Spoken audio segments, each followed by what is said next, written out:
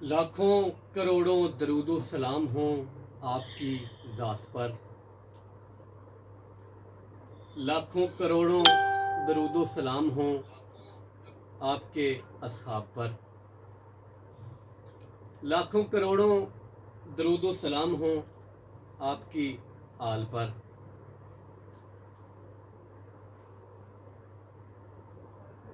السلام علیکم۔ جیسا کہ آپ سب لوگ جانتے ہیں، ماہ ربیع الاول شروع ہو چکا ہے۔ ربیع الاول کے حوالے سے خصوصی ٹرانسمیشن ہمارا قاری ایف ایم 97 لے کر آپ کی خدمت میں حاضر ہے۔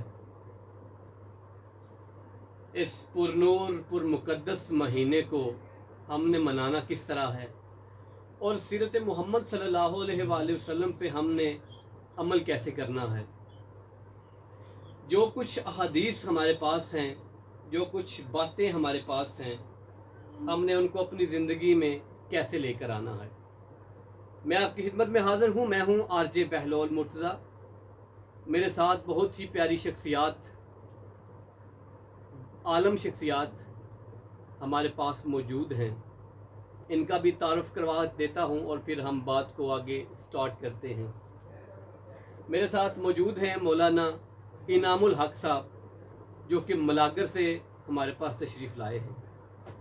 ان کے ساتھ بیٹھے ہیں جی مولانا آصف ہزاروی صاحب، جو پلاوڑی سے مدرسہ حسینیہ کی ڈائریکٹر ہیں ماشاءاللہ سے۔ ان کے آگے ہمارے پاس جو مہمان شخصیت بیٹھی ہیں وہ نعت خواں ہیں۔ ان کا نام اکمل شہزاد صاحب ہے۔ ہم سب سے پہلے تو آپ کو خوش آمدید کہتے ہیں، السلام علیکم آپ کی بارگاہ میں کہتے ہیں۔ دوسرا، میں دیکھنے اور سننے والوں سے ایک بات کہتا چلوں، آپ سب کو مبارکباد دینا چاہتا ہوں اس ربیع الاول کے مہینے کی، کیونکہ اس مہینے میں ایک ایسی شخصیت کی آمد ہے جن کے بارے میں قرآن مجید میں اللہ تعالیٰ نے ارشاد فرمایا، بسم اللہ الرحمن الرحیم، وما ارسلناک الا رحمۃ للعالمین۔ میں نے آپ کو عالمین کے لیے رحمت بنا کر بھیجا ہے۔ صرف مرد کی بات نہیں ہوئی، محض ایک عورت کی بات نہیں ہوئی، صرف مسلمان کی بات نہیں ہوئی، یا یوں کیوں نہ کہتا چلوں صرف انسان کی بات نہیں ہوئی، یا تھوڑا سا بات کو میں آگے بڑھاؤں، اس دنیا کی بات بھی نہیں ہوئی، اس جہان کی بات بھی نہیں ہوئی، دونوں جہانوں کی بات بھی نہیں، میں عالمین کے لیے رحمت بنا کر بھیجا گیا ہے۔ حضرت محمد مصطفیٰ صلی اللہ علیہ وآلہ وسلم کی ذات مبارکہ کو عالمین کے لیے رحمت بنا کر بھیجا گیا، اور ہم بڑے خوش قسمت ہیں، ہم جن شخصیت کو عالمین کے لیے رحمت بنا کر بھیجا گیا ہے، ہم انہی شخصیت کی امت ہیں، اور ہمارے لیے بڑے فخر کی بات ہے، اور بڑے ایک ہم سمجھتے ہیں کہ ہمارے لیے بڑا رتبہ ہے۔ تو کیونکہ ولادت با سعادت ہے، تو میں بات کو تھوڑا سا آگے بڑھاؤں گا۔ میں بات آپ سے سٹارٹ کروں گا۔ جب نبی اکرم صلی اللہ علیہ وآلہ وسلم کی ولادت ابھی نہیں ہوئی تھی، اس سے پہلے کے جو حالات تھے، پہلے کے جو واقعات تھے، وہ کیا تھے؟ تھوڑا سا میں انعام الحق صاحب کی طرف مائک کروں گا جی۔ پہلے کے حالات اور واقعات پر تھوڑی سی روشنی ڈالیے گا۔ بسم اللہ الرحمن الرحیم، اللہم صل علی سیدنا مولانا محمد وعلی آل سیدنا مولانا محمد وبارک وسلم تسلیما کثیرا۔ سب سے پہلے میں ایف ایم 97 کی پوری ٹیم کا شکریہ ادا کروں گا کہ ہر موقع کی طرح آج بھی انہوں نے اپنی ذمہ داری کا احساس کرتے ہوئے اپنے ایک امتی ہونے کے منصب کو نبھاتے ہوئے نبی مکرم صلی اللہ علیہ وسلم کی ولادت، آپ کی بعثت، آپ کے مقاصد، آپ کی حیات طیبہ کے مختلف پہلوؤں کو اجاگر کرنے کے لیے ان خصوصی ٹرانسمیشن کا آغاز کیا ہے۔ انشاءاللہ العزیز امید ہے کہ یہ ایک مثبت ہمارا ایک پیغام اس کے ذریعے دنیا تک جائے گا، اور اس سے نبی علیہ الصلوۃ والسلام کی سیرت، آپ کی صورت، آپ کی حیات طیبہ کا ایک خوبصورت پہلو دنیا کے سامنے آئے گا۔ سبحان اللہ۔ اور اس کے ساتھ ساتھ میں خصوصاً جناب بہدل مرتضیٰ صاحب آپ کا مشکور ہوں. جی بسم اللہ. آپ نے عزت سے نوازا, اللہ رب العالمین آپ کو جزا عطا فرمائے. الہی. آج ہم جس شخصیت کا ذکر خیر, جس کا تذکرہ کرنے بیٹھے ہیں, اس ذات کا ذکر اور تذکرہ کسی دن, کسی مہینے, کسی لمحے, کسی گھڑی کا محتاج نہیں ہے. سبحان اللہ, سبحان اللہ. یہ وہ ذکر ہے کہ جو کائنات کے بننے سے پہلے ہو رہا تھا اور کائنات کے مٹ جانے کے بعد بھی ہوتا رہے گا. یہ ایسا ذکر ہے. سبحان اللہ. روایات میں آتا ہے کہ اللہ رب العالمین نے اس کائنات کے بنانے سے 10,000 سال پہلے سورہ یاسین کی تلاوت. کیا بات ہے, کیا بات. جب تلاوت کی تو یاسین والقرآن الحکیم انک لمن المرسلین, کہ ہمیں قرآن حکیم کی قسم ہے کہ اے پیغمبر ہم نے آپ کو رسالت و نبوت عطا فرما دی. سبحان اللہ. ابھی کائنات نہیں بنی ہے, کیا بات, ابھی دنیا نہیں بنی ہے. دنیا کے بننے سے 10,000 سال پہلے یہ تذکرہ ہو رہا ہے. کیا بات. اور اللہ کے نبی نے فرمایا کہ کنت نبی و آدم بین الماء والطین, ابھی آدم مٹی اور گارے کے درمیان کے کھیل میں تھا کہ میں اس وقت نبی بن چکا تھا. سبحان اللہ. تو نبی پاک صلی اللہ علیہ وسلم کا ذکر اور تذکرہ وہ تو کسی وقت اور دن گھڑی کا محتاج نہیں ہے, بلکہ جب بارش ہوئی تو میرے ذہن میں ایک بات آ رہی تھی کہ سائنسدان کہتے ہیں کہ دنیا میں کہیں نہ کہیں کسی نہ کسی موقع پہ بارش ہر وقت ہوتی رہتی ہے. جی. اگر دنیا میں کسی ایک لمحے کے لیے بارش بالکل رک جائے ہر جگہ سے تو اس دن زمین برباد ہو جائے گی, تباہ ہو جائے گی. تو میں نے کہا یہ تو بارش ہے. ہمارا تو شاق اور عاشقوں کا یہ کہنا ہے کہ کائنات میں ہر وقت کہیں نہ کہیں ذکر مصطفیٰ ہو رہا ہے. اگر کسی ایک موقع پر بھی یہ ذکر رک گیا تو پھر کائنات ختم ہو جائے گی, قیامت آ جائے گی. بہت ہو, کیا بات. تو یہ اللہ کے نبی کا ذکر خیر اور تذکرہ مبارک ہے تو کائنات میں ہر جگہ ہو رہا ہے. نبی علیہ الصلوۃ والسلام کی آمد سے قبل کے زمانے کو جاہلیت کا دور کہا جاتا ہے. جی ٹھیک ہے. ایک لمبا عرصہ جناب عیسیٰ علیہ السلام, اور جناب عیسیٰ علیہ السلام بھی عجیب ہی ہیں. حضرت عیسیٰ علیہ السلام نے حضور کی بشارتیں سنائی ہیں. مبشرا برسول یأتی, لوگوں میرے بعد ایک نبی آئے گا جس کا نام فرشوں پہ محمد, عرشوں پہ احمد ہوگا. تو میرے بعد آنے والا ہے. اللہ نے حضرت عیسیٰ علیہ السلام کو بھیجا ہی اس لیے تھا کہ جا کے بس میرے نبی کی بشارت سنا دو.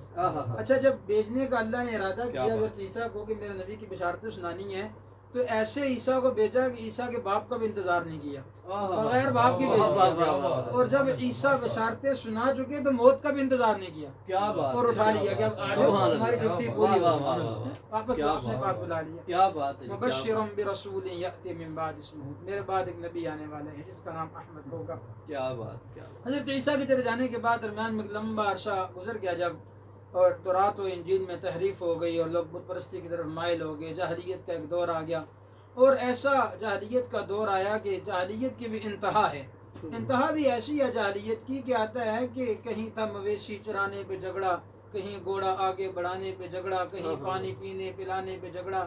یوں ہی ہوتی رہتی ہے تکرار ان میں, یوں ہی چلتی رہتی ہے تلوار ان میں, ہر وقت جھگڑا, ہر کام. یہاں تک آتا ہے کہ راہ چلتے ہوئے اگر کسی شخص نے رستے میں ٹانگ لمبی کی ہے تو چلنے والا یہ نہیں کہتا کہ بابا ٹانگ پیچھے کرو, تلوار نکالتا ہے اور پھر تلوار اس کی ٹانگ کاٹ دیتا ہے کہ تم نے میری تو. اتنی زیادہ جاہلیت ہے, اتنی زیادہ جاہلیت ہے کہ بیٹی کی پیدائش کو آر سمجھا جا رہا ہے. اگر خامن فوت ہو گیا تو 1 سال تک بیوہ عورت بیچاری گھر میں قید پڑی ہوئی ہے, نہا نہیں سکتی, کپڑے نئے نہیں پہن سکتی, خوشبو نہیں لگا سکتی, کنگھی نہیں کر سکتی. اتنا زیادہ اتنی جاہلیت کا جب عروج ہو گیا تو اس وقت میں رب العالمین نے انسانیت کی ڈوبتی کشتی پہ اللہ کو سہارا جو ہے وہ ترس آیا کہ اب اس کشتی کو سہارا دینے کا وقت آ گیا ہے, اور اس شخصیت کی جو ہے آمد کا وقت آ گیا کہ جس نے اس کشتی کو بچانا ہے, جو انسانیت کی کشتی کا ملا ہے, جو انسانیت کی کشتی کا ناخدا ہے. تو اللہ رب العالمین نے امام الانبیاء سرور کونین تاجدار انبیاء جد الحسن والحسین صلی اللہ علیہ وسلم کو آپ نے دنیا کے اندر, پھر اس وقت دنیا کے اندر آپ کی پیدائش ہوئی ہے اور آپ کی ولادت باشہادت ہوئی ہے کہ آپ کے آنے سے قبل لوگ ترس رہے تھے, تڑپ رہے تھے کہ کاش کہ کوئی مسیحا آئے اور آ کے اس انسانیت کو انسانیت سمجھائے. چند ایک ایسے لوگ تھے گنے چنے انگلیوں پہ کہ جو فطرت کے مطابق زندگی گزار رہے تھے, چند گنے چنے لوگ تھے جو شراب کے قریب نہیں جاتے تھے, جس طرح حضرت بکر صدیق, حضرت عثمان غنی, ایسے چند ایک لوگ تھے جو ایسی جاہلیت کے دور کے اندر بھی جو ہے شراب کے قریب نہیں جا رہے, ورنہ مٹکوں میں شراب جو ہے وہ ایسے بری جا رہی ہے اور پلائی جا رہی ہے اور دور چل رہے ہیں اور جاہلیت کا دور ہے. اور یہاں تک کہ بت پرستی اتنے عروج پر ہے کہ خود سیدنا اسماعیل اور سیدنا ابراہیم کے 2 بت بنا کے رکھے ہوئے ہیں. اچھا ان کے بت بنائے ہوئے ہیں اور اونٹ خریدتے ہیں اور اونٹ خرید کے 7 حصے کرتے ہیں. پھر 10 تیر جو ہے وہ حضرت اسماعیل علیہ السلام کے گویا کے ہاتھ میں پکڑا دیتے ہیں اور پھر جو ہے ان پہ کچھ پہ 7 لکھا کچھ پہ 2 لکھا ہے. اچھا جی اب یوں کرو کہ جو ہے جو تیر اٹھا لے گا اس کے سارے حصے، مطلب ایک نے تیر اٹھایا اس کے حصے میں خالی تیر آیا، اب بیچارے کو خالی کر اٹھا دیا. کسی کے حصے میں 7 آ گیا، 7 کے 7 حصے وہی لے گیا.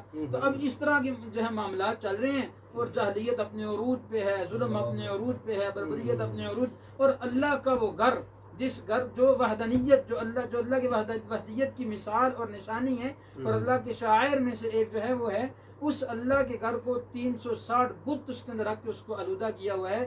اور جو ہے ہر طرف جو ہے عجیب سے معاملات ہیں، نہ اللہ کی توحید کو بچایا جا رہا ہے اور خانہ کعبہ کے طواف ننگے کیے جا رہے ہیں، کپڑے اتار کے ننگے طواف کیے جا رہے ہیں خانہ کعبہ کے. تو یہ وہ دور تھا. شام کے اندر ایک شخص گیا تو اس سے کسی نے پوچھا کہ آپ کہاں سے؟ کہنے لگا جی میں یثرب کا حجاز کا رہنے والا ہوں.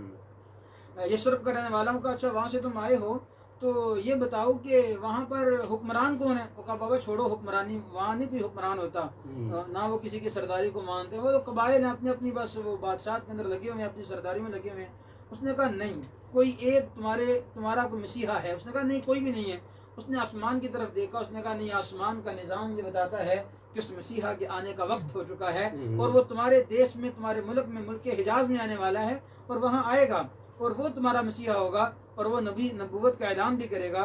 اس نے کہا پہلی بات تو یہ ہے کہ کوئی وہاں آئے گا ہی نہیں، اگر آئے گا تو ہم اسے مانیں گے نہیں کیونکہ ہم تو سردار لوگ ہیں، قبائل والے لوگ ہیں، ہم تو کسی کو مانتے ہی نہیں ہیں. تو اس نے کہا تم نے سنا ہو کسی؟ اس نے کہا ہاں عبداللہ کے گھر کے اندر ایک بیٹا پیدا ہوا ہے ہاشم کے خاندان میں، تو وہ اس سے اتنا عرصہ گزر گیا ہے، سننے میں آیا ہے کہ اس نے نبوت کا اعلان کیا ہے لیکن ہم تو اسے نہیں مان رہے ہیں، ہم تو اسے تسلیم ہی نہیں کر رہے ہیں. تو اس نے کہا بس وہی شخص تمہارا مسیحا ہے. تو یہ حضور کی آمد سے قبل کے حالات ایسے تھے کہ وہ کہتے تھے کہ ہم کسی کو مانیں گے ہی نہیں، لیکن اللہ نے اپنے پیغمبر کو ان لوگوں کے اندر بھیج کے پھر اللہ نے پوری انسانیت کی سرہ رہبری کا تاج آپ کو عطا فرمایا. تو یہ آپ کی ولادت سے پہلے کی کچھ معاملات. کیونکہ اب ہم نے بات کرنی ہے ولادت کے بعد کا کیا ہوا حالات تھا، تو میں اس کے بارے میں ایک چھوٹا سا شعر میں پڑھ کے تو میں نگلا صاحب کو گزارش کروں گا کہ وہ بھی کچھ اپنے خیالات کے حوالے سے اظہار کریں. مدح پیغمبر کا جو عنوان نظر آتا ہے، مدح پیغمبر کا جو عنوان نظر آتا ہے، مجھ کو ہر لفظ میں ایمان نظر آتا ہے. جب بھی تصور میں ابھرتا ہے محمد کا چہرہ، مجھے مسکراتا ہوا قرآن نظر آتا ہے. یعنی قرآن مجید جب مسکرا رہا ہوتا ہے تو جب ہمارے تصور میں، ہمارے ذہن میں جب ان کا چہرہ مبارک تصور ہوتا ہے تو ہمیں ایسا لگتا ہے جیسے قرآن مجید جو ہے، قرآن حمید جو ہے وہ مسکرا رہا ہے. تو اب میں آپ کی طرف آؤں گا، مولانا آصف ہزاروی صاحب آپ کی طرف میں آؤں گا. یہ تو چلے ولادت کے پہلے کی ہم نے بات چیت سنی، ہم نے اس پہ غور کیا. تو جب ولادت ہو گئی تو ان کے بعد کے جو حالات واقعات تھے ان کے بارے میں آپ کیا کہتے ہیں؟ الحمدللہ رب العالمین والعاقبۃ للمتقین، الصلاۃ والسلام علی سید الانبیاء والمرسلین وخاتم النبیین وعلی آلہ واصحابہ اجمعین. اما بعد، سب سے پہلے تو میں FM 97 کی ساری انتظامیہ اور خصوصاً بھائی بلور صاحب کا شکریہ ادا کرتا ہوں کہ انہوں نے اس بابرکت موقع پر، اس بابرکت محفل کے اندر شرکت کیا، موقع ہمیں عطا فرمایا.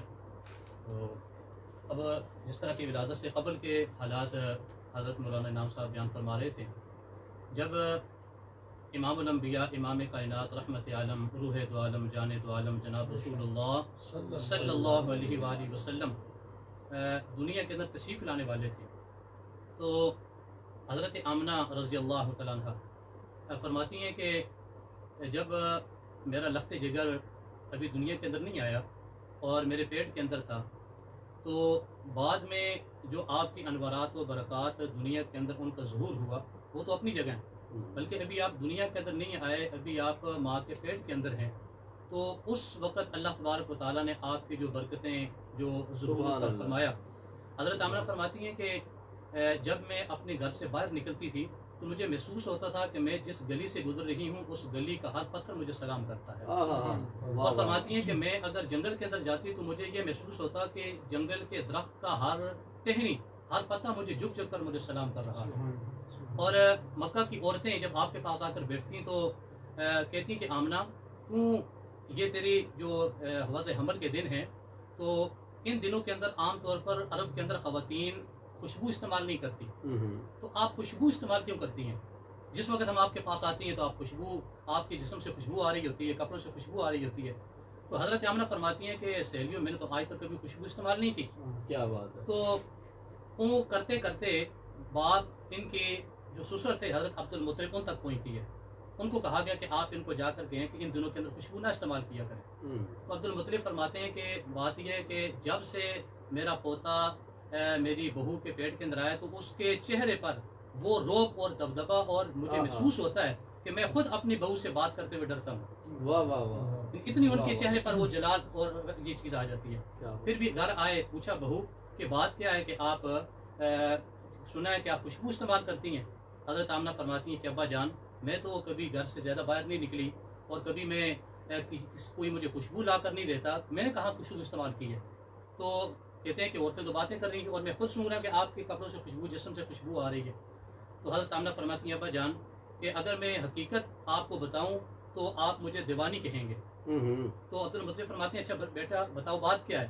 تو حضرت آمنہ رضی اللہ عنہ فرماتی ہیں کہ بات یہ ہے کہ میں ان دنوں کے اندر اگر کنویں پر پانی لینے جاتی ہوں تو باقی عورتیں ڈول ڈال کر مشقت کے ساتھ ڈول نکال کر پانی نکالتی ہیں، لیکن جب میری باری آتی ہے تو کنویں کا پانی خود بخود مڈیر تک آ جاتا ہے اور میں بڑی آسانی کے ساتھ اس اپنے گڑے کے اندر پانی بھر کر واپس آ جاتی ہوں. اور جہاں تک خوشبو کی بات ہے فرماتی ہیں کہ میں جو میرے جسم سے اور میری کپڑوں سے جو خوشبو لوگوں کو آتی ہے وہ تو اپنی جگہ ہے. فرماتی ہیں کہ میں اگر زمین پر تھوکتی ہوں تو مجھے اس جگہ سے بھی خوشبو محسوس ہوتی ہے. سبحان اللہ. واہ واہ واہ. یعنی آپ کی آمد سے قبل اللہ تعالیٰ نے خوشبوؤں سے اس گھر کو کیا کر دیا؟ معطر فرما دیا.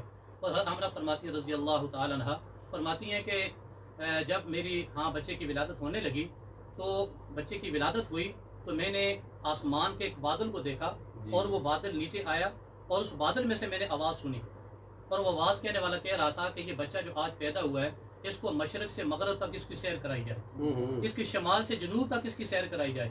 کیوں؟ اس لیے تاکہ شمال اور جنوب اور مشرق اور مغرب والوں کو پتہ چل جائے کہ اللہ کا حبیب آج دنیا کے اندر آ گیا. سبحان اللہ. اللہ کا محبوب آج دنیا کے اندر آ چکا ہے. اور آمنہ فرماتی ہیں کہ پھر میں نے دیکھا کہ 3 شخص آئے اور 3 شخص سے باتیں تو میں نے دیکھا کہ ایک کے ہاتھ کے اندر چاندی کا لوٹا ہے واہ. اور دوسرے کے ہاتھ کے اندر ایک تشت ہے اور تیسرے کے ہاتھ کے اندر ایک انگوٹھی ہے. ٹھیک ہے. پھر میں نے دیکھا کہ جس شخص کے ہاتھ کے اندر انگوٹھی تھی اس نے اس لوٹے کے اندر جو پانی تھا چاندی کا لوٹا اس کے ساتھ 7 دفعہ اس انگوٹھی کو دھویا. اچھا. اس انگوٹھی کو دھو کر پھر میں نے دیکھا کہ میرے لخت جگر کو اس تشت کے اوپر رکھا گیا اور تشت کے اوپر رکھ کر اس کا الٹا لٹکا کر اس کی پیٹھ دونوں کندھوں کے درمیان اس انگوٹھی سے مہر لگائی گئی. اور وہ مہر کیا تھی؟ مہر نبوت. وہ مہر نبوت نبی علیہ السلام کے دونوں شانوں کے درمیان لگائی گئی تھی. اور پھر اس کے بعد حضرت آمنہ فرماتی ہیں کہ پھر مجھے میری گود کے اندر میرا لخت جگر ڈال دیا گیا. جب دنیا کے اندر تشریف لے آئے تو حضرت آمنہ فرماتی ہیں کہ اب میرے سسر جو ہیں حضرت عبداللہ کے والد حضرت عبد المطلب وہ تشریف لاتے ہیں اور کہا کہ بیٹی کہ بچے کا نام کیا رکھا ہے؟ جی. تو میں نے کہا عبد المطلب کہتے ہیں کہ میرے ذہن کے اندر آیا کہ میں اس کا نام رکھوں محمد صلی اللہ علیہ وآلہ وسلم. تو حضرت آمنہ فرماتی ہیں ابا جان آپ کی بات بجا ہے، آپ رکھیں نام محمد، لیکن مجھے اس کی ولادت سے ایک دن قبل رات کو خوشخبری سنائی گئی اے آمنہ کہ تیرے ہاں ایک بچے کی ولادت ہوگی اور اس کا نام تو نے رکھنا ہے احمد. سبحان اللہ. اس کا نام تو نے احمد رکھنا ہے. تو دادا نے نام رکھا محمد اور اماں نے نام رکھا احمد. اور نبی علیہ السلام نے فرمایا کہ میرے صفاتی نام تو بہت زیادہ ہیں. سبحان. جس طرح کہ عام طور پر مشہور و معروف 99 صفاتی نام ذکر کیے جاتے ہیں. اس کے علاوہ حضرت امام سخاوی رحمۃ اللہ علیہ نے نبی علیہ السلام کے 500 صفاتی نام کا ذکر کیا. سبحان اللہ. اور اسی طرح علامہ جلال الدین سیوطی رحمۃ اللہ علیہ انہوں نے نبی علیہ السلام کے 1000 صفاتی نام بیان کیے. اللہ اکبر. لیکن ذاتی نام آپ کے 2 تھے. ایک محمد، نبی علیہ السلام نے فرمایا کہ میرے 2 نام ذاتی ہیں محمد اور احمد. زمین پر میرا ذاتی نام ہے محمد اور عرش پر میرا نام ہے احمد. تو گویا کہ اللہ تعالیٰ نے اسباب پیدا کر دیا کہ زمین والا نام دادا نے رکھا اور آسمان والا نام آپ کی اما والدہ مائدہ سبحان حضرت آمنہ رضی اللہ تعالیٰ عنہ کا. سبحان تو اللہ. یہ دنیا میں آنے کے ساتھ ہی جو آپ کو، اور پھر ان ناموں کے اندر جو معنویت کے اندر جو اللہ تعالیٰ نے رکھی ہے چیز، جی. احمد اور محمد. ہم. احمد کا نام ہے وہ شخص کہ جس نے سب سے زیادہ اللہ کی تعریف کی ہو، کیا بات. اور محمد اس کو کہتے ہیں کہ جس نے سب سے زیادہ اللہ کی تعریف کی ہے. سبحان اللہ. تو گویا کہ دنیا میں ایک ہی شخص ہے کہ جس نے اللہ کی سب سے زیادہ تعریف کی ہے، اور وہی شخص ہے کہ اللہ نے بھی سب سے زیادہ اس کی تعریف کی. واہ واہ واہ واہ. سبحان اللہ. احمد اسے کہتے ہیں کہ جو اللہ کی سب سے زیادہ تعریف کرنے والا کیا ہو، بات. اور محمد اس کو کہتے ہیں کہ جو اللہ تعالیٰ جس کی سب سے زیادہ کیا کرنے والے ہوں، تعریف کرنے والے ہوں. سبحان اللہ. تو یہ نبی علیہ الصلوۃ والسلام کی آمد کے ساتھ جو دنیا کے اندر انوارات و برکات، جس کہنے والے نے کہا کہ مبارک ہو کہ ختم المرسلین تشریف لے آئے. سبحان اللہ. مبارک ہو کہ ختم المرسلین تشریف لے آئے، جناب رحمت للعالمین تشریف لے آئے. سبحان اور یہ ساری رونقیں دنیا کی، وہ کہنے والے نے کہا کہ یہ سب رعنائیاں ایک جی. وجود پاک کی خاطر. آہا. یہ دنیا کی جتنی رونقیں ہیں، یہ کیا کہ یہ سب رعنائیاں ایک وجود پاک کی خاطر، یہ رونق افزائیاں سید لولاک کی خاطر. آہا. ماشاءاللہ ماشاءاللہ. بڑے پیارے انداز میں یہ قبلہ بیان فرما رہے تھے، کیونکہ نام کی، اسم کی آپ نے بات کی ہے. تو میں نام محمد جو ہے صلی اللہ علیہ صلی وسلم، اللہ علیہ وسلم، یہ کس جگہ میں نے پڑھا تھا، ایسا نام ہے. ایک دفعہ ہم محمد کہتے ہیں تو لب خود چومتے ہیں. چومتے ہیں. ٹھیک ہے. دوسری بات یہ ہے کہ دلوں سے غم مٹاتا ہے محمد نام ہی ایسا. محمد نام کے حوالے سے، دلوں سے غم مٹاتا ہے محمد نام ہی ایسا ہے، نگر اجڑے بساتا ہے محمد نام ہی ایسا ہے. سبحان. کوئی یعقوب سے پوچھے کہ یوسف مل گئے کیسے، یہ بچھڑوں کو ملاتا ہے محمد نام نام ہی ہی ایسا ہے. ایسا. انہی کے نام سے پائی فقیروں نے شہنشائی ہے، انہی کے نام سے پائی فقیروں نے شہنشائی ہے، خدا سے ملاتا ہے محمد نام ہی ایسا ہے. تو محمد مصطفیٰ صلی اللہ علیہ وآلہ وسلم کی شان، عظمت، سیرت النبی صلی اللہ علیہ وسلم کے آج کے بارے میں آج ہم گفتگو کر رہے ہیں. بہت ہی پیاری بات جو ہے وہ علامہ مولانا انعام الحق صاحب نے بھی بہت پیاری باتیں کی، آصف صاحب نے بھی بہت پیاری گفتگو کی. اب ہم بڑھیں گے. اب اتنی پیاری جب گفتگو ہو تو پھر نعت تو بنتی ہے، کیا ہے آج. ضرور. تو اب ہم بڑھیں گے جی. اکمل شہزاد صاحب ہمارے ساتھ ہیں جی. ہم ان سے نعت رسول مقبول صلی اللہ علیہ وآلہ وسلم کے لیے درخواست کریں گے جی. بسم اللہ. جیسا کہ ماحول بنا ہوا ہے، علامہ انعام الحق صاحب، علامہ آصف ہزاروی صاحب نے ماشاءاللہ بہت ہی پیاری گفتگو سے ہمارے دلوں کو منور فرمایا. اور بالخصوص میں شکریہ ادا کرتا ہوں تمام 97 FM کا، تمام ٹیم کا، کہ جس نے اتنی عزتوں سے نوازا. اور جیسا کہ اتنا پر نور، اتنا خوبصورت ماحول بنا ہوا ہے، آمد کے حوالے سے یہ جو پروگرام ہے، تو آمد کے حوالے سے ایک اردو کا کلام ہے، تاجدار گولڑا پیر سید نصیر الدین نصیر شاہ صاحب رحمۃ اللہ علیہ، جی بسم ان کا ایک اردو کا کلام لکھا ہوا میں آپ کی سماعت میں نظر کروں گا. راستے صاف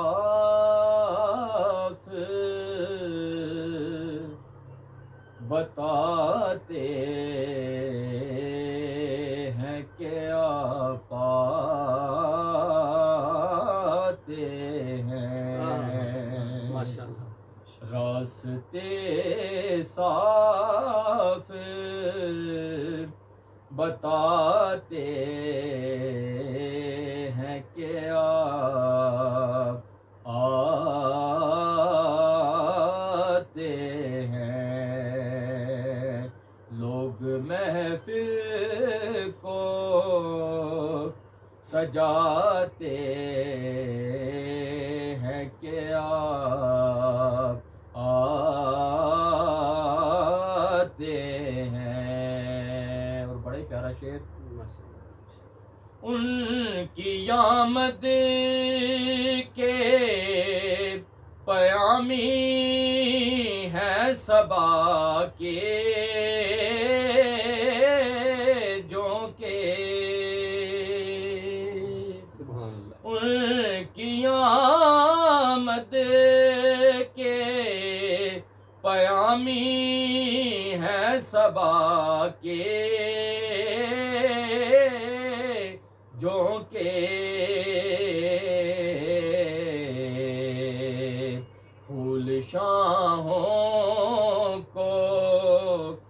ہلاتے ہیں کہ آپ آتے ہیں پھول شاہوں کو ہلاتے ہیں کہ آپ آتے ہیں اہل ایمان کے لبوں پر ہے درود اور سلام اہل ایمان کے لبوں پر ہے درود اور سلام اہل دل گیت یہ گاتے ہیں کہ آپ آتے ہیں اور آخر میں مقطع چاند تاروں میں نصیراج بڑی ہے چل ہے چاند تاروں میں نصیراج بڑی ہے چل ہے یہی آثار بتاتے ہیں کہ آپ آتے ہیں یہی آثار بتاتے ہیں کہ آپ آتے ہیں لوگ محفل کو سجاتے ہیں کہ آپ آتے ہیں ماشاءاللہ سبحان اللہ، بڑے پیارے انداز میں آپ نے نعت رسول مقبول صلی اللہ علیہ وسلم کا نذرانہ پیش کیا۔ ویسے ایک بات اور میں کرنا چاہتا ہوں، ابھی کیونکہ ہم عبادت ہی کر رہے ہیں، یہ ذکر ایسا ہے تو وہ عبادت ہی کیسی جس میں ذکر محمد صلی اللہ علیہ وسلم نہ ہو۔ وہ کہتے ہیں کہ جس دل میں محمد کی محبت نہیں ہوتی اس پر کبھی اللہ کی رحمت نہیں ہوتی، جس دل میں محمد کی محبت نہیں ہوتی اس پر کبھی اللہ کی رحمت نہیں ہوتی۔ اپنا تو عقیدہ ہے اگر ذکر خدا میں یہ نام نہ شامل ہو تو عبادت نہیں ہوتی۔ تو اس عبادت کو ہی ہم آگے بڑھا رہے ہیں۔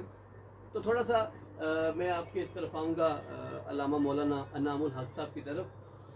نبی اکرم صلی اللہ علیہ وآلہ وسلم کی جو ذات مبارکہ ہیں، ان کی جو سیرت ہے، زندگانی ہے، زندگی ہے پیاری، آپ کا اپنی اولاد کے ساتھ وہ رہنا سہنا، وہ کھانا پینا، وہ سفر کرنا، وہ راستے سے گزرنا، تھوڑا سا اس طرح کی کچھ جھلک دکھائیں ہمیں تاکہ ہم بھی دیکھیں کہ ہمیں کس طرح سے ان بات سے مستفید ہو کر ہمیں اپنی زندگی میں کھانا پینا، رہنا سہنا کس طرح سے کرنا چاہیے تھوڑا سا۔ جی بہتر بھائی کہ بڑی اچھی بات ایک چھڑی ہے یہاں پہ۔ نبی صلی اللہ علیہ وسلم کا جو اپنے گھر والوں کے ساتھ رویہ ہے، رہن سہن ہے، یہ بڑا ایک اہم عنوان ہے۔ آج ہم اپنے باہر کے لوگوں میں تو یاروں دوستوں میں ہمارے بڑے ملنسار ہوتے ہیں، بڑے آؤ بکت، بڑا کھانا پلانا، بڑا دوستوں سے گپ شپ، لیکن جب گھر میں جاتے ہیں تو یقین جانیے بڑے بڑے پڑھے لکھے لوگ درندے بن جاتے ہیں۔ بالکل نہ اپنے اہل و عیال کے ساتھ وہ محبت، نہ بچوں کے ساتھ وہ تعلق، نہ بیوی کے ساتھ، اور بڑا فخر محسوس کرتے ہیں جی ہم جی بیوی کے سامنے بڑے اکڑ کے رہتے ہیں اور ہر وقت نہ بڑے غصے میں رہتے ہیں، بڑا فخر محسوس کرتے ہیں چیزوں کے بعد۔ آپ علیہ السلام کا اپنے گھر والوں کے ساتھ بڑا اچھا تعلق ہے، بڑا آپ نے فرمایا کہ تم میں سے سب سے زیادہ اچھے اخلاق والا وہ ہے جو اپنے گھر والوں کے ساتھ اچھے اخلاق والا ہے۔ سب سے زیادہ اچھے اخلاق والا وہ ہے جو اپنے گھر والوں کے ساتھ۔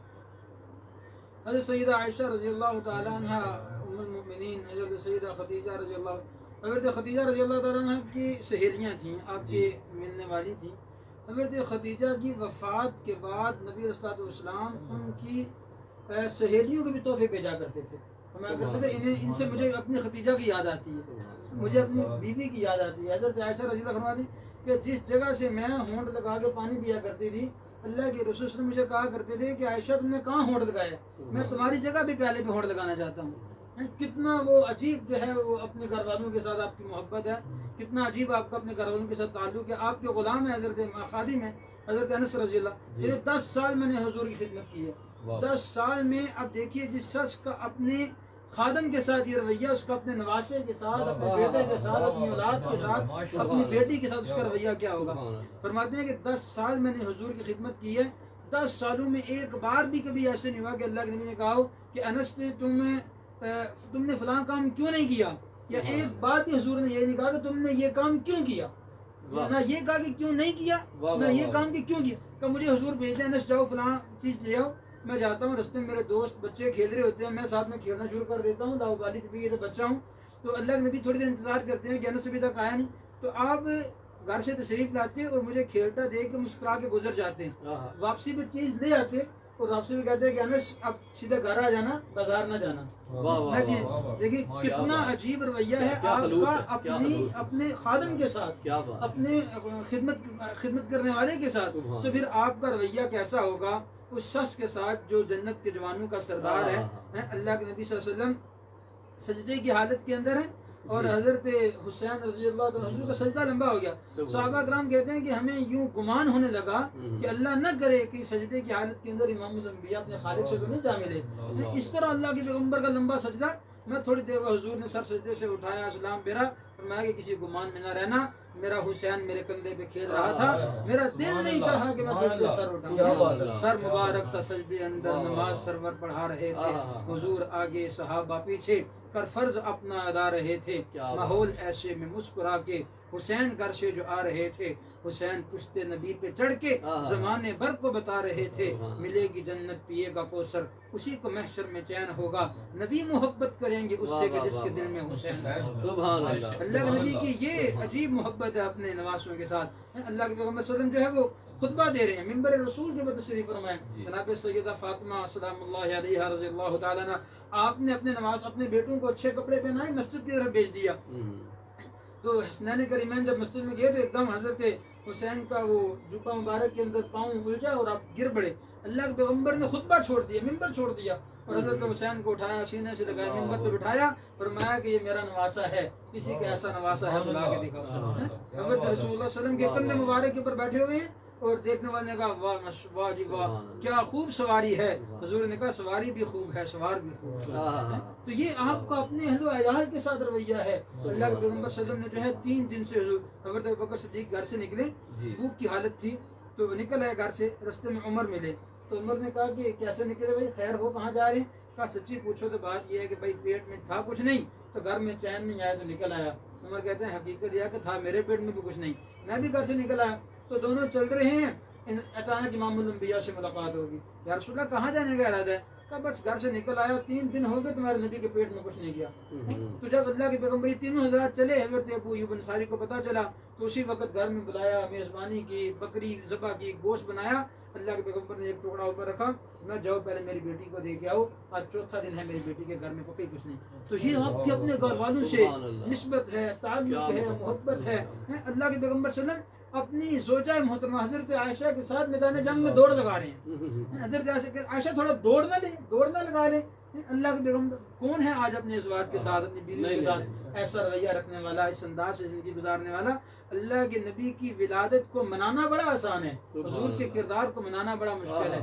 امام الانبیاء صلی اللہ علیہ وسلم نے ساری زندگی اپنے کردار کو جو ہے وہ اپنانے پہ زور دیا ہے, اور قرآن نے بھی یہی کہا ہے کہ لقد کان لکم فی رسول اللہ, اللہ کے رسول کی حیات طیبہ کے اندر اسوہ حسنہ تمہارے لیے بہترین نمونہ ہے اللہ کے نبی کی زندگی کے اندر. تو سب سے پہلے اپنے آس پاس کو دیکھو, اپنے پڑوس کو, گھر والوں کو, اپنے اہل و عیال کو, اپنے بچوں کو, اپنے نواسوں کو, پوتوں کو. اللہ کے پیغمبر کے ان کے ساتھ کیسے رویے تھے صلی اللہ علیہ وسلم. آج گھر کے اندر جو ہے لڑ کے, بیوی نے اچھا سوٹ نہیں استری کیا, لڑ رہے ہیں, اچھا سوٹ پہننا کیوں ہے؟ میلاد کے جلوس کے لیے, حضور کے میلاد کے لیے سوٹ پہننے, سلوٹ رہ گئی بیوی سے لڑ رہے کہ تم نے میرا سوٹ کیسے استری کیا, میں میلاد پہ جا رہا ہوں.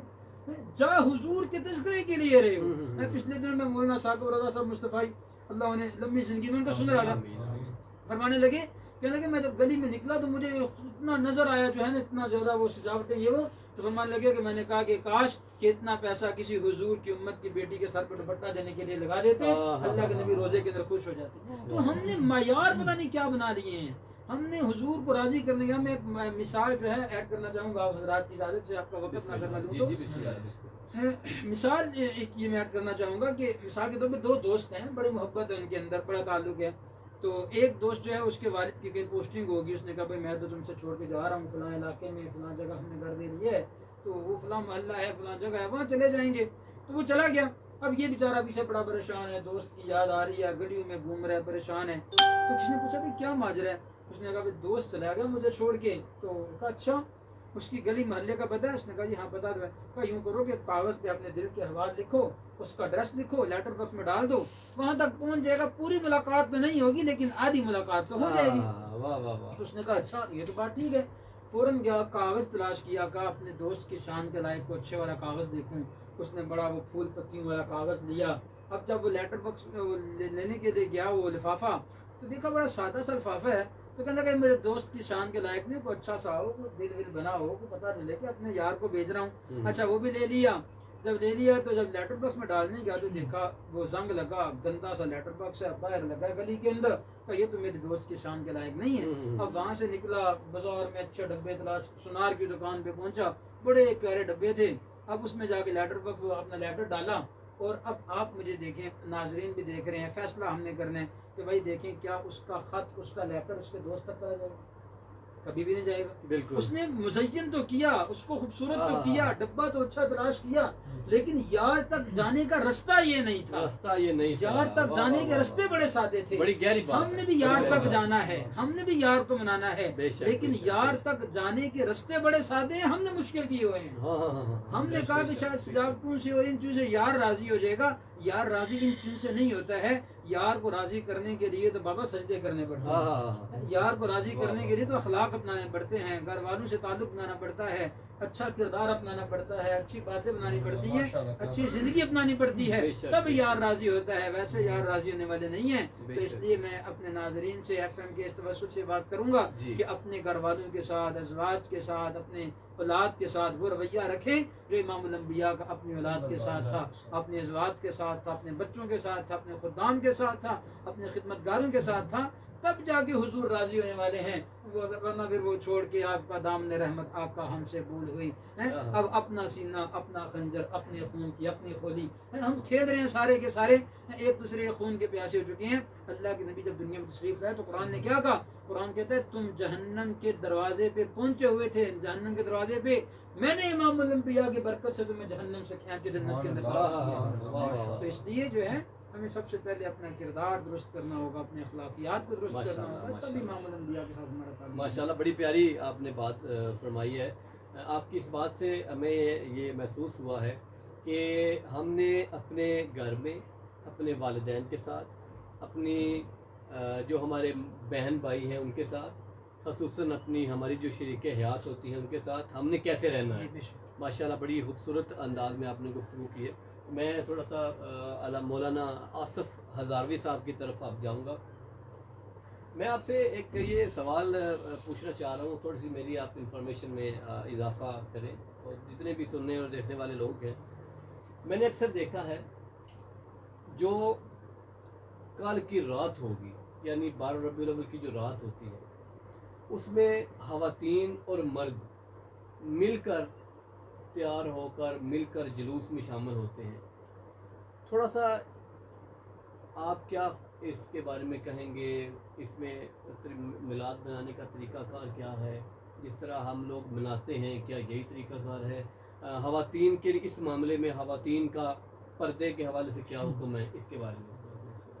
بسم اللہ الرحمن الرحیم. بڑی اچھی آپ نے ویسے بات کی جی. اور ہمارے معاشرے کے اندر جس طرح اور بہت سی کمیاں یا کوتاہیاں موجود ہیں, تو ان میں سے ایک آپ نے اس کا تذکرہ کیا کہ اسلام نے جو عورت کو عزت دی ہے, جس طرح مولانا انعام صاحب نے پہلے ذکر کر رہے تھے زمانہ جاہلیت کے حوالے سے, کہ جو عورت کے ساتھ ظلم و ستم ہوتا تھا، کوئی اس کی عزت نہیں، کوئی مقام نہیں، کوئی اس کا نام نہیں، تو حضور نے آ کر عورت کو عزت دی ہے. جی تو حضور نے آ کر ماں کا رتبہ دیا، حضور نے آ کر بیوی کا رتبہ دیا، حضور نے آ کر بہن کا رتبہ بتایا، حضور نے آ کر بیٹی کے بعد رتبہ بتایا کہ بیٹی اللہ کی رحمت ہے. یعنی ہر ایک رشتے کی پہچان اللہ کے نبی نے آ کر کروائی ہے دنیا کے اندر. بے شک اب جس اللہ کے محبوب نبی نے آ کر اس عورت کی پہچان کروائی ہے، تو اس کا مقام اور عزت بھی اس نبی بتا کر گئے. ٹھیک ہے. اب ایک مثال آپ کے سامنے رکھتا ہوں میں کہ جس سے اندازہ ہوگا کہ جو آپ نے بات ذکر کی کہ مخلوط نکلنا باہر یا اکٹھے ہونا. جب نبی کریم صلی اللہ علیہ وسلم مکہ مکرمہ فتح ہو گیا، جی نبی علیہ السلام مکہ مکرمہ فتح ہونے کے بعد وہاں مرد و خواتین سے بیعت لے رہے تھے. جی ٹھیک ہے. اب جب بیعت ہو رہی تھی تو عورتیں خواتین بھی بیعت کے لیے آ رہی تھیں آپ کے پاس. جب بیعت کر رہی تھیں تو خواتین جس طرح عادت ہوتی ہے دمک دھکے وغیرہ آگے پیچھے ہونا، جی شور، تو نبی علیہ السلام نے جب بیعت کی جس طرح کہ عام طور پر بیعت ہوتی ہے ہاتھ پر ہاتھ رکھا جاتا ہے، جی ٹھیک ہے جی. تو نبی علیہ السلام دیکھیں جب خواتین بیعت کے لیے آ رہی ہیں تو نبی علیہ السلام نے حضرت عمر فاروق کو بلایا، عمر فاروق کو درمیان میں بلایا اور فرمایا کہ اور ان کے ہاتھ میں چادر پکڑائی اور کہا کہ آپ یہ چادر پکڑیں، یہ چادر کے ساتھ خواتین اس پر ہاتھ باندھ کر بیعت کریں گی. وہ درمیان میں عمر فاروق ہیں، پھر آگے نبی علیہ السلام کی ذات ہے. کیا بات کیا بات. اب دیکھیں کہ یہ اللہ کے پیغمبر ہیں، جی جی جی اللہ کے محبوب ہیں، وجہ تخلیق کائنات ہیں. جی جی. اور ہمارا ایمان اور عقیدہ ہے کہ اگر آپ کو اللہ تعالیٰ نے پیدا نہ کرنا ہوتا تو یہ دنیا کا نظام نہ ہوتا، کچھ بھی بے شک کچھ بھی نہ ہوتا ہے جی، کچھ بھی نہ ہوتا یہ دنیا کے اندر.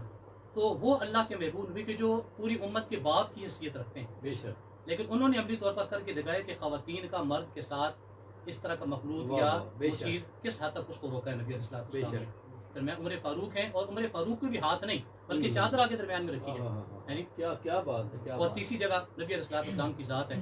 تو اس چیز کو سامنے دیکھ کر اگر ہم دیکھیں تو یہ چیز شرن بھی اخلاقاً بھی وہ نہیں، ہاں الگ الگ اپنے انداز میں نبی علیہ السلام کی محفل منائی جائے، میلاد منایا جس انداز میں کوئی بناتا ہے، ٹھیک ہے. لیکن مخلوط یہ شرعی طور پر اخلاقی طور پر وہ چیز ہے وہ مناسب. ماشاء اللہ بڑے خوبصورت انداز میں آپ نے ڈفرینس جو ہے وہ ہمیں واضح کیا ہے. میں اب ایک نعت رسول مقبول صلی اللہ علیہ وسلم کے لیے آپ کو بولوں گا کہ نعت رسول مقبول کے چند اشعار جو ہیں وہ آپ جی. پہلے تو میں نے اردو کلام سنایا اور چونکہ پنجابی لوگ بھی سن رہے ہیں جی تو ایک کلام پنجابی کا جس کی وجہ سے اللہ پاک نے مجھے بہت عزت فرمائی. واہ واہ ماشاء اللہ. جی بسم اللہ بسم اللہ. یا نبی سلام علیکہ، یا رسول سلام علیکہ، یا نبی سلام علیکہ، یا رسول سلام علیکہ، صلوات اللہ علیکہ، یا حبیب سلام علیکہ، یا نبی سلام علیکہ، یا رسول سلام علیکہ.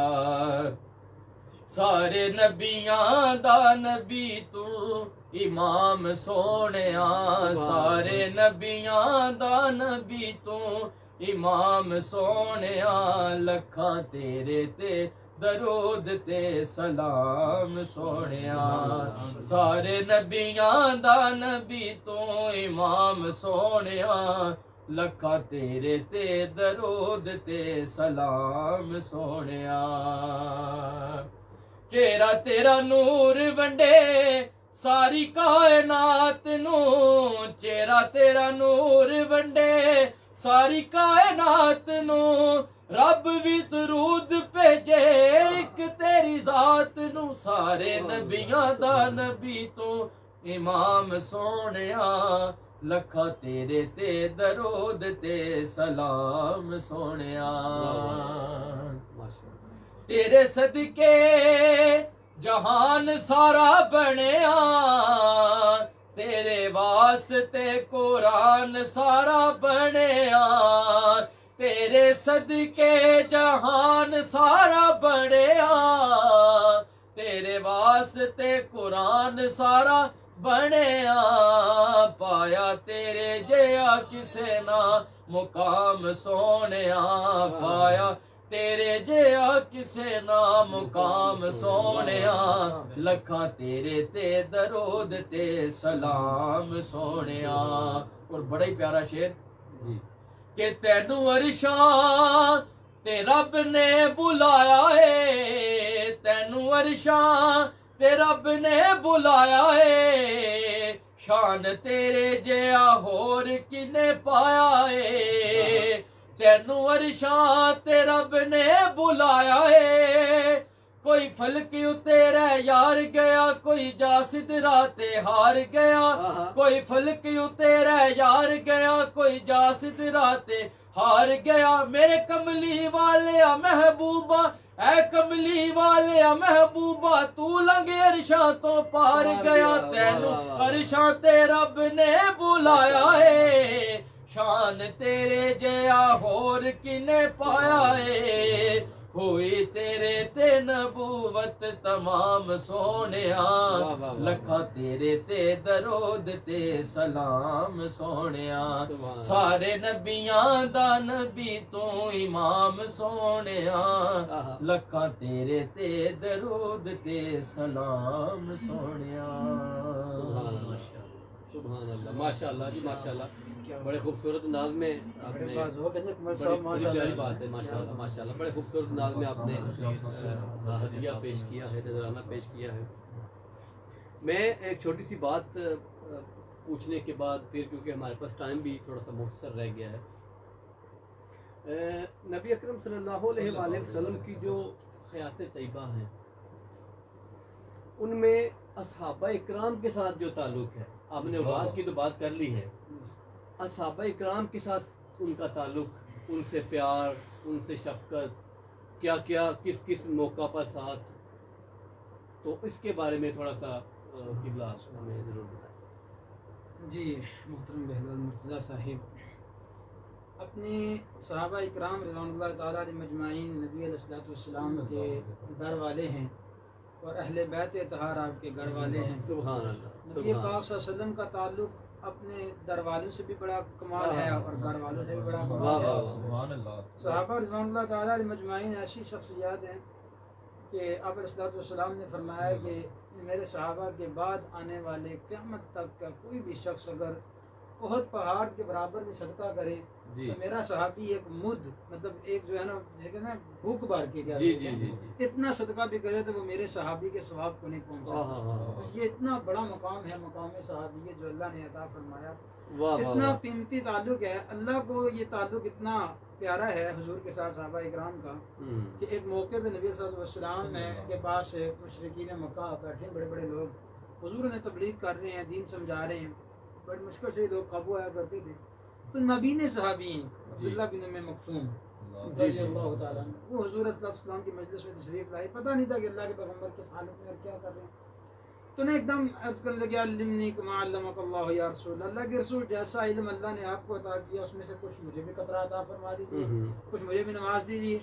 تو جب یہ کہا تو اللہ کے رسول کے ماتھے پہ شکنیں آئیں کہ دیکھو میں اس وقت ان لوگوں میں بیٹھا ہوا تھا اس نے وہ بات کا ردم بھی توڑ دیا اور مجلس کا خیال بھی نہ کیا اور یہ آگے تو اسی وقت اللہ کی طرف سے جو ہے قرآن پاک عباس صاحب میرے محبوب آپ اس کو دیکھ کے کیوں تیوری چڑھاتے ہیں آپ کے ماتھے پہ کیوں بال آ رہے ہیں بلکہ یہ تو پاک ہونے کے لیے آیا ہے آپ کے پاس یہ وہ شخصیات ہے جنہیں اللہ نے چن کے آپ کے پاس بھیجا ہے یہ نہیں مانتے نہ مانے دفاع کریں انہیں یہ صحابہ جو ہیں یہ آپ کے قیمتی لوگوں میں سے آپ کا سرمایہ ہے اور امام الانبیاء صلی اللہ علیہ وسلم کا اپنے صحابہ اکرام کے ساتھ تعلق اتنا پیارا ہے کہ اللہ کے رسول نے قیامت تک کے لوگوں کو یہ بات ارشاد فرمایا کہ اذا رأیتم الذین یسبون تو قیامت تک کے لوگوں یاد رکھنا میرے صحابہ کو کبھی برا بلا نہ کہنا یا جس نے میرے صحابہ کو برا بلا کہا اس نے کہا مجھے کہا برا بلا. دیکھیں کتنی بڑی نسبت حضور اپنے ساتھ بتا رہے ہیں. میں اگر تم دیکھو کہ کہ صحابہ اکرام کو کوئی برا برا کہہ رہا ہے، کوئی غلط کہہ رہا ہے، کوئی ان پہ جو ہے تعانت تشنیع، میں اس موقع پہ اگر صاحب علم اپنے علم کا اظہار نہ کرے تو لوگوں کو صحابہ کے بارے میں نہ بتائے، جس طرح بہلول صاحب نے کہا کہ صحابہ کے بارے میں بتائیے کہ صحابہ کیا تھے، کیسا تعلق تھا. اگر یہ سوال اس وقت نہ اٹھایا گیا جب صحابہ کی شخصیات مجروح ہو گئیں تو فرمایا کہ اس وقت عالم کے علم پر بھی لعنت ہے. اللہ کے نبی کہہ رہے ہیں پھر کس پر فَلْيُظْهِرِ الْعَالِمُ عِلْمَهُ، عالم کو چاہیے کہ اپنے علم کا اظہار کرے، اگر نہیں کرتا فَعَلَيْهِ لَعْنَةُ اللَّهِ، اللہ کی لعنت ہے، وَالْمَلَائِكَةُ فرشتوں کی لعنت ہے، والناس اجمعین اور روئے زمین کے ہر انسان کی لعنت ہے ایسے عالم کے اوپر کہ جو نبی کے صحابہ کے بارے میں نہیں بتاتا کہ یہ کیسی شخصیات ہیں، کیسے عظیم لوگ ہیں. اللہ رب العالمین نے قرآن مقدس میں کیا فرمایا؟ وَأَلْزَمَهُمْ كَلِمَةَ التَّقْوَى، اللہ نے تقوی کا کلمہ صحابہ پہ پکا کر دیا ہے، اور وَكَانُوا حَقًّا بِهَا وَأَهْلَهَا، یہ اس کلمہ تقوی کے حقدار تھے. اللہ نے انہیں کلمہ تقوی کا حقدار بنایا. تو نبی پاک کا ان کے ساتھ تعلق میں ایک حدیث سے پورا کر کے بات مکمل کرتا ہوں. اب تعلق کیسا ہے حضور کے اپنے یاروں کے ساتھ؟ بدر کا مارکا ہے، بدر کا میدان لگا ہوا ہے، 313 مٹھی بھر حضور کے یار میدان بدر کے اندر ہیں کفار کے مقابلے کے اندر. جب اللہ کے نبی نے 1000 کا لشکر دیکھا، 313 کو دیکھا، ادھر تلواریں، ادھر شہتوت کی لکڑیاں، ادھر جو ہے جامباز اور ادھر جو ہے چھوٹے چھوٹے 9 اور 11 سال کے بچے ہیں، تو یہ حضرت علی کھڑے ہیں، حضرت حمزہ کھڑے، تو اللہ کے پیغمبر صلی اللہ علیہ وسلم کو جو ہے ترس آیا اپنے صحابہ کے اوپر نا، اوہ یہ بلال بیچارہ، یہ سلیمان کہاں سے آیا تھا، یہ صہیب کہاں سے آیا تھا. تو اللہ کے پیغمبر کو جب ترس آیا نا تو حضور نے ایک سجدہ کیا. میں کہتا ہوں تاریخ میں 2 سجدے ایسے ہیں جن سجدوں کا جواب نہیں ہے. ایک میدان بدر میں حضور کا سجدہ ہے، ایک میدان کربلا میں حسین کا سجدہ ہے. ان 2 سجدوں کا جواب نہیں. اللہ کے نبی نے سجدہ کیا میدان بدر کے اندر، حضور نے اس سجدے کی حالت کے اندر کہا اپنے صحابہ کے ساتھ تعلق مجھ سے سوال کیا نا حضور کا تعلق کیا ہے؟ اللہم ان تهلكنی هذه العصابہ، اللہ اگر آج یہ میری جماعت ہلاک ہو گئی، اپنی جماعت اگر یہ میری مٹھی بھر جماعت اگر آج ہلاک ہو گئی. اب دیکھیں یار یار سے باتیں بھی کرتے ہیں، دعوے کے ساتھ کرتے ہیں. میرا دعویٰ ہے میرے اللہ اگر یہ مٹھی بھر میری جماعت آج نہ رہی، ہلاک ہو گئی، تو میں محمد اپنے یار کو اپنے رب سے کہہ کے جا رہا ہوں لا تعبد فی الارض ابدا، زمین پر قیامت تک تیری عبادت نہیں ہو. کتنی بڑی بات اللہ نے کہی. اگر یہ گویا کہ عبادت قائم ہوگی تو صحابہ کے قیام سے قائم ہوگی، ان کے وجود سے قائم ہوگی. اگر یہ مٹھی وجہ یہ تھی اللہ کے نبی کے کہنے کی کہ پہلا حق و باطل کا مارکا ہے، اگر یہاں پر لوگوں کا اعتماد اللہ کی مدد سے اٹھ گیا تو آگے کبھی بحال نہیں ہوگا. اگر یہاں پر یہ لوگ ہار گئے تو لوگ کہیں گے جو اللہ نے اپنے نبی کا ساتھ نہیں دیا تو ہمارا ساتھ کیسے دے گا. تو قیامت تک کے لیے لوگوں کا اعتماد رب کی ذات سے اٹھ جائے گا، اور یہ اعتماد اٹھ گیا تو زمین پہ عبادت نہیں ہوگی. تو اللہ کے نبی کیا کریں؟ اللہ میرے صحابہ کو یہاں پہ بچا لینا. میرے صحابہ کو، میں آل یاسر کو حضور نے دیکھا مارے کھاتے ہوئے، آل یاسر کو دیکھا، حضور پیغام بھیج رہے ہیں، ابو بکر جاؤ جا کے آل یاسر سے کہنا حضور تمہیں سلام دیتے ہیں، اور کہنا کہ مجھے تمہیں دیکھ کے ترس آتا ہے. حضرت بلال رضی اللہ تعالیٰ عنہ کا مارا جا رہا تھا اور اوپر سے اونچی اونچی آواز سے کہہ رہے تھے لا الہ الا اللہ محمد رسول احد احد کو کہہ رہے تھے. تو اللہ نے کہا بلال جب تم اونچا بولتے ہو نا وہ تمہیں اور مارتے ہیں، تم میرا نام آہستہ لے لیا کرو، مجھے پتا ہے تم دل سے لیتے ہو، آہستہ لے لیا کرو، ہو سکتا ہے تمہاری مار میں کمی ہو جائے. تو بلال کہتا ہے کہ آقا عشق ہو پھر چھپ جائیے، ہو نہیں سکتا. عشق اور مشک تو چھپتے ہے ہی نہیں ہیں، جس طرح حضرت مولانا آصف کہہ رہے حضرت آمنہ کے وجود سے مشک نہیں چھپتی ہے، حضرت بلال کی زبان سے عشق نہیں چھپتا ہے.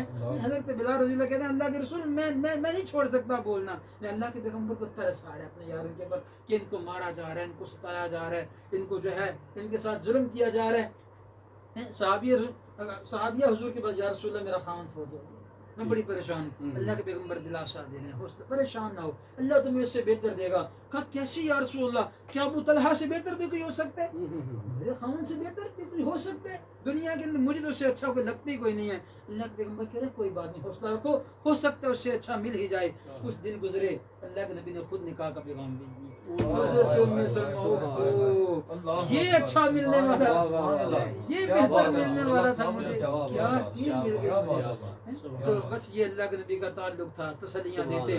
حضرت جابر بیمار ہو گئے، 3 میل کا فاصلہ تھا، 3 میل کا. اللہ کے پیغمبر کو سواری نہیں ملی، حضرت جابر کی عیادت کرنے حضور 3 میل تک پیدل گئے، پیدل 3 میل اپنے یار کی عیادت کرنے پیدل گئے. اور جب پیدل گئے حضور نے حضرت جابر کو دیکھا تو حالت جو ہے وہ عجیب ہو چکی تھی.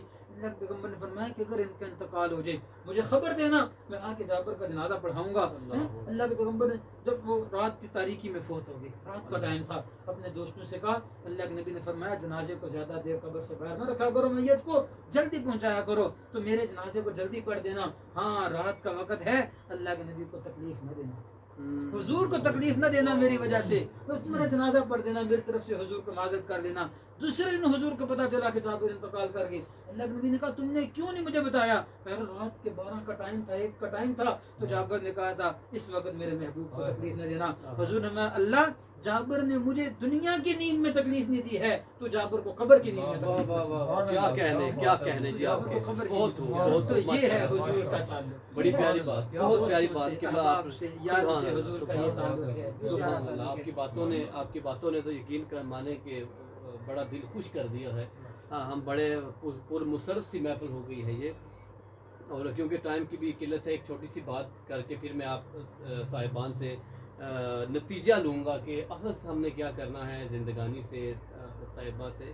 تو ایک چھوٹی سی بات میں وہ آپ کیونکہ نام محمد صلی اللہ علیہ وسلم لے رہے تھے، وہ بڑا پیارا ایک جملہ ہے کہ محمد میں کہتا رہا نور کے موتیوں کی لڑی بن گئی۔ کیا بات ہے، آپ دیکھیں وہ موتی کیسے ہوں گے، وہ نور کا موتی پھر ایک لڑی بنتی چلی جا رہی ہے، تو بڑی بھی سبحان اللہ پیاری بات آپ نے ماشاءاللہ۔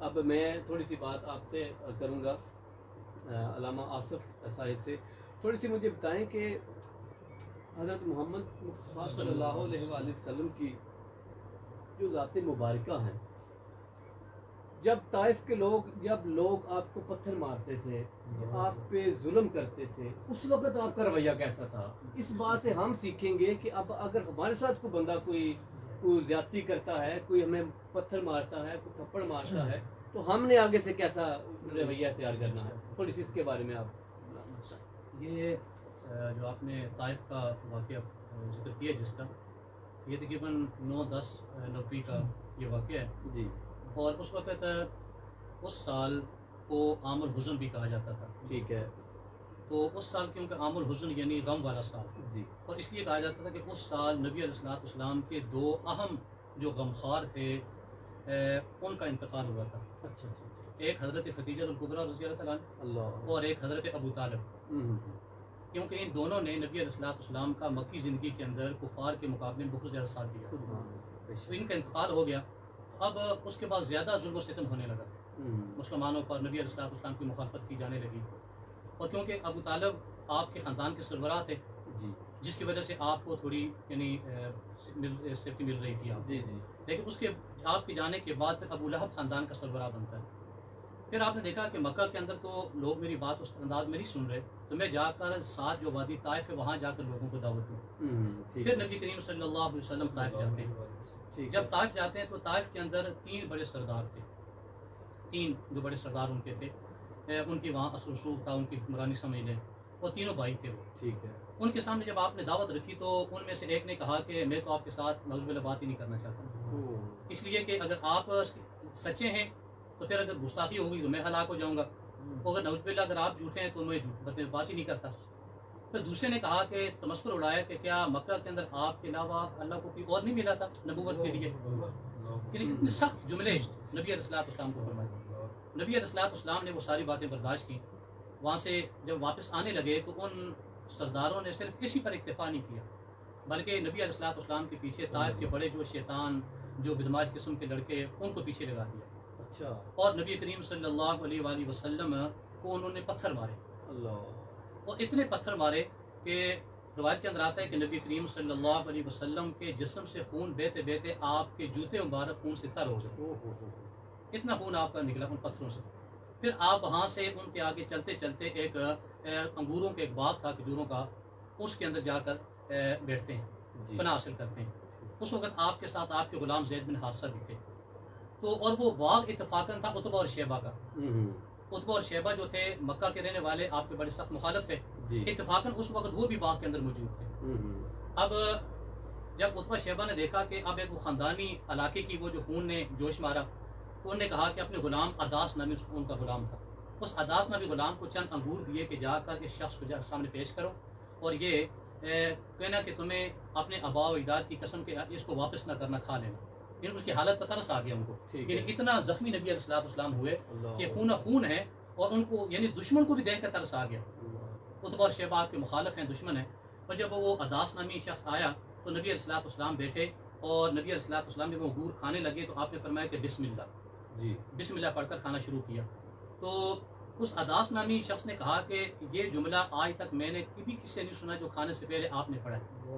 واہ واہ واہ واہ، تو نبی علیہ السلام نے فرمایا کہ آپ کہاں کے رہنے والے ہیں؟ فرمایا کہ میرا نام عداس ہے اور میں متا کا رہنے والا ہوں، نینوا علاقہ جو ہے۔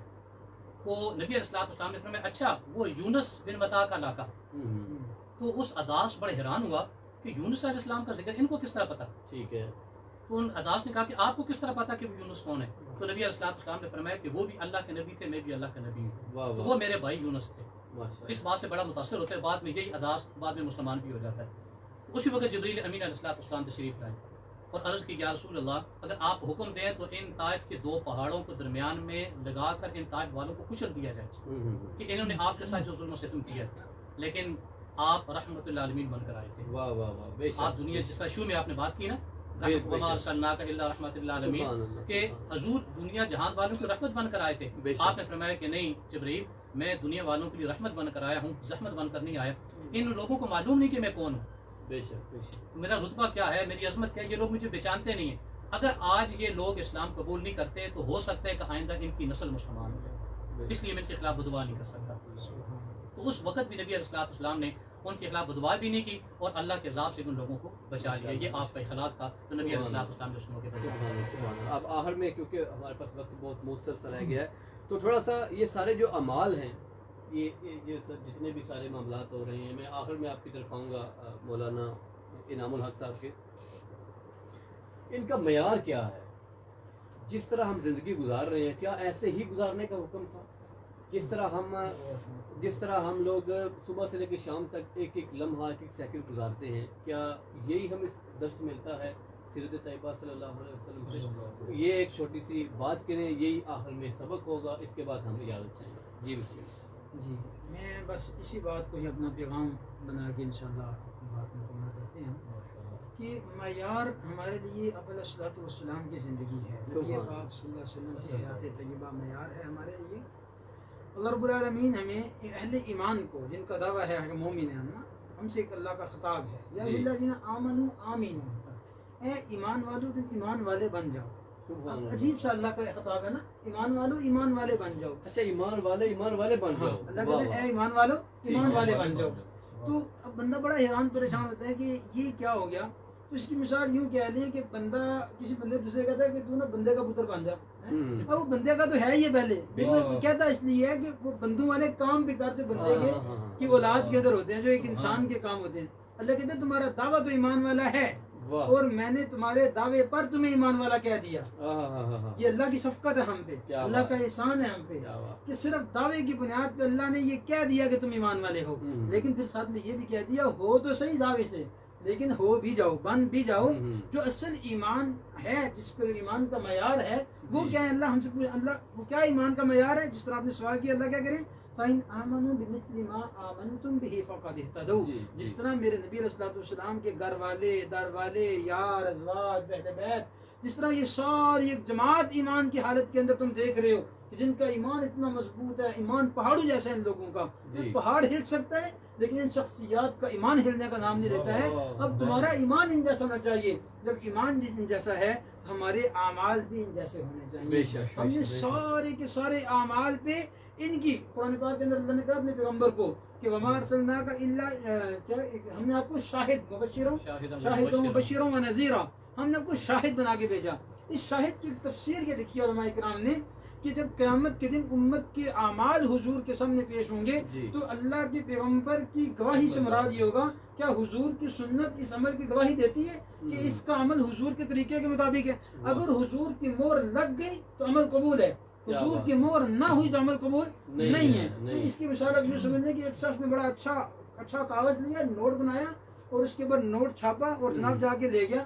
اس نے کہا دیکھو میں نے بابا جی کی کتنی پیاری پکچر لگائی ہے، بڑا پیارا نوٹ بنایا، اتنا 1000 روپیہ لے کے آیا ہوں، تو وہ قبول نہیں کرتا۔ وہ آگے سے سوال کرتا بھائی میرا کاغذ اچھا نہیں ہے، کہتا کاغذ بڑا اعلیٰ ہے۔ کہتا میں نے پرنٹنگ اچھی نہیں کی، کہتا پرنٹنگ بڑی پیاری ہے، کیا تصویر اچھی نہیں، کہتا تصویر بڑی پیاری ہے، تو پھر کمی کس چیز کی ہے؟ کہتا ہے کمی حکومت کی مور کی ہے۔ میں نے کہا مور لگنی ہے، کام جتنے مرضی ہو جائیں بابا، یہاں میرے تیرے کاغذ نہیں، یہاں حضور کی مور چلتی ہے، مور لگنی ہے، یہاں ہمارے میرے آپ کے کاغذات نہیں چلیں گے، یہاں حضور کی مور چلے گی کہ معیار حضور کی مور ہے، بس یہ سمپل سی بات ہے کہ اللہ کے نبی کی مور ہے تو کام قابل قبول ہے، حضور کی مور نہیں ہے تو بھائی قابل قبول نہیں، بس یہی مہر معیار ہے۔ ماشاءاللہ جی، بہت خوبصورت، بہت اچھا لگا جی، بہت مزہ آیا گفتگو کر کے۔ میرے بھی علم میں بہت اضافہ ہوا، اور یقین مانیں جو لوگ ہمیں سن رہے ہیں یا جو فیس بک پہ ہمارے ساتھ شامل ہیں ان سب کے بھی علم میں بہت اضافہ ہوا ہوگا، اور میری آپ سب کے توسل سے جتنے بھی لوگ میرے دیکھ رہے ہیں اور سن رہے ہیں، یہ کیونکہ ہماری یہ پاک و پاکیزہ محفل تھی، ہم نے ذکر محمد و آل محمد صلی اللہ علیہ وسلم کیا ہے، تو یہ ایک عین عبادت ہے۔